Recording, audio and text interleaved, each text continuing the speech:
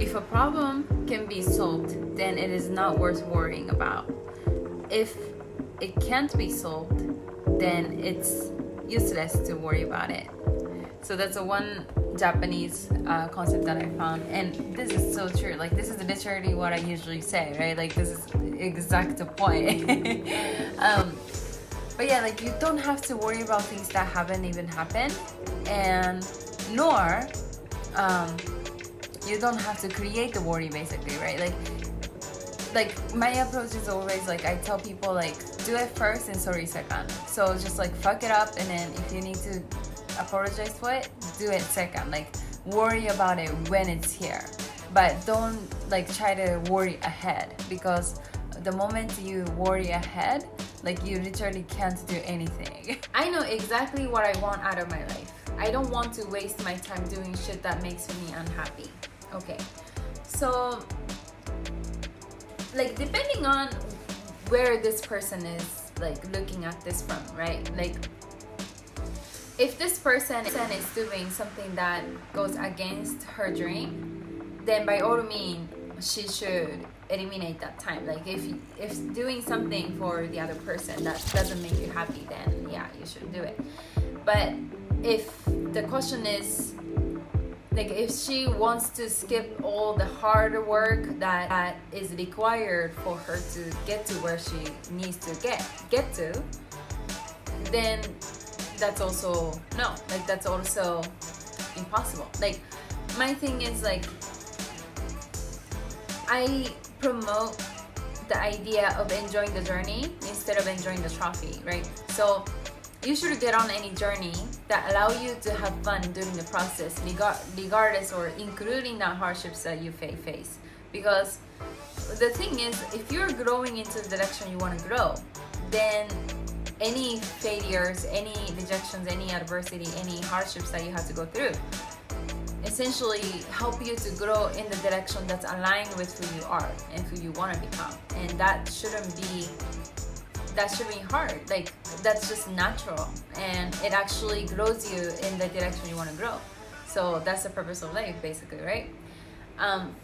So that's my advice, and I'm a big believer of, if you're not growing, you're dead. And that is so true. Like, if you're either growing or you're dead. So if you want to keep growing, which ultimately gives you the opportunity to feel happy, then you gotta just, suck it up. It goes, anxiety has been up all day, finally spiked and turned into mute depression.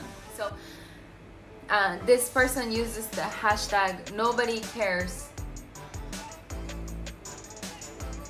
November, and it's November now. Yeah.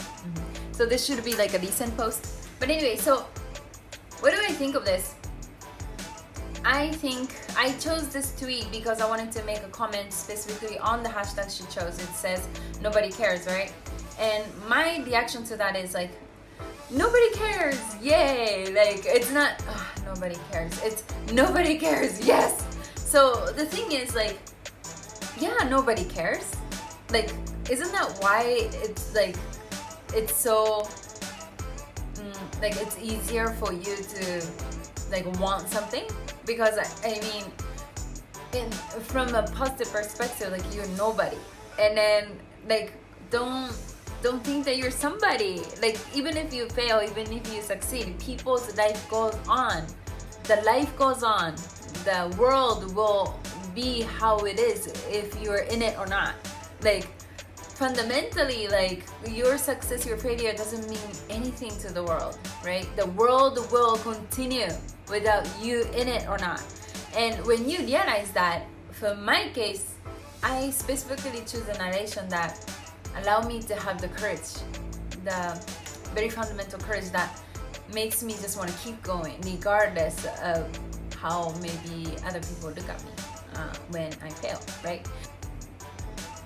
So much in my head, anxiety, hashtag anxiety. So I chose this quote because I wanted to say that life is so basic. Like, I think a lot of people make it so complicating that, like, we get overwhelmed, right? And then you gain anxiety and you get confused, you don't know what to do, you therefore you get anxiety, therefore you get depressed and stuff like that. But the thing is, like, life is so basic. When you operate your life with very like a basic idea, which is, you know, life is making a decision between you do or you don't, and there's no like halfway, you know. Halfway is always excuse. Like if you want to drink water, you drink water.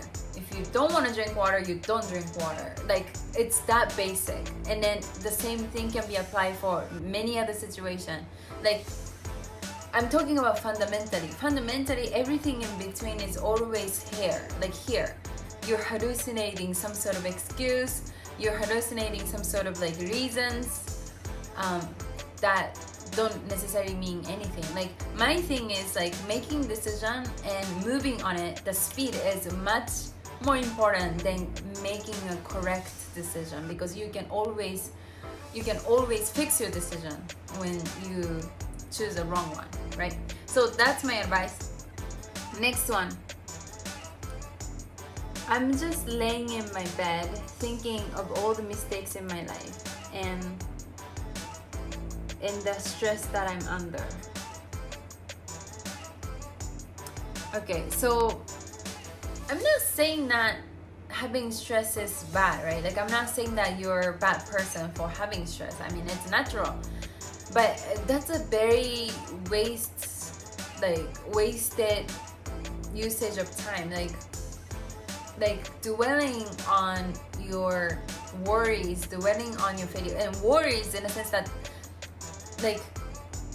like sometimes people worry about mistakes that haven't even happened yet, right? Like, that's like that definition of waste of time, because they haven't even happened yet. Like for example, my mom, like she started hallucinating about, so one day my grandma wasn't feeling good, like she was sick or something, and then all of a sudden, like, my mom started worrying about my grandma getting cancer and shit like that. But I told her, like, Mom, like, it hasn't even happened yet. Like, why are you worrying about things that's not even happening, right? And I think that's the same logic here. Like,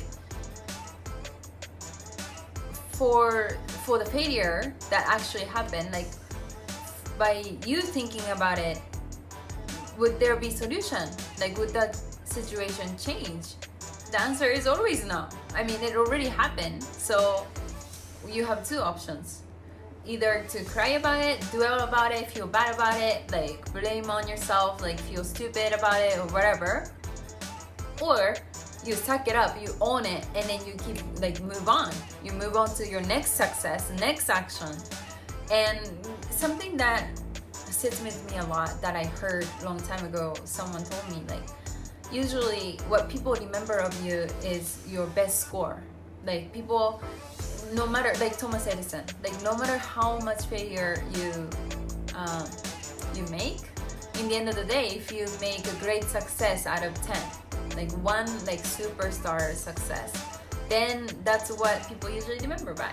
So remember you by. So, you know, the same thing. Like, don't dwell. Like, dwelling and crying on whatever that already happened doesn't produce anything. So you need to focus on production.